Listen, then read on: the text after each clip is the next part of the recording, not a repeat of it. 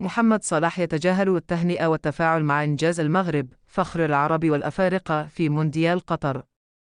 أصبح المهاجم المصري محمد صلاح محور حديث مواقع التواصل الاجتماعي في الساعات الأخيرة، بعدما طرح المتابعون استفساراً حول سر تجاهل مهاجم ليفربول لإرسال تهنئة للمنتخب المغربي عقب تأهله التاريخي إلى نصف نهائي بطولة كأس العالم قطر 2022. وتلقت الجماهير المغربية مباركات الأساطير الرياضية من كل حدب وصوب، سواء داخل المنطقة العربية أو خارجها، وأشاد النجوم بالمستوى الذي ظهر عليه أسود الأطلس في المونديال.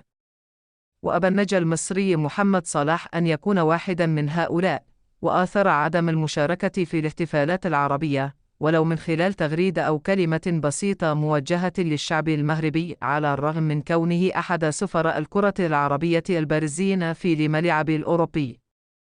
وتساءلت الجماهير عن السر وراء تجاهل صاحب 3-0 عاما للإنجاز المغربي، وتم طرح العديد من الإجابات والتفسيرات، وكان أبرزها تعليقات مدرب محمد صلاح السابق في المنتخب المصري ضياء السيد، الذي أرجع الأمر إلى انزعاج هداف الدوري لإنجليزي في 3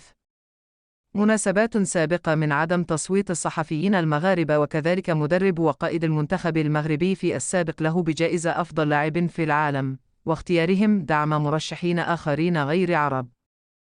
أما البعض الآخر فذهب وراء حرص محمد صلاح على الحفاظ على شعبيته على مستوى العالم، لذلك لم يظهر بعد فوز الأسود على إسبانيا والبرتغال، وحرص على البقاء بعيدا خلال فترة مشاركته في معسكر ناديه ليفربول لتحضير لاستئناف الموسم.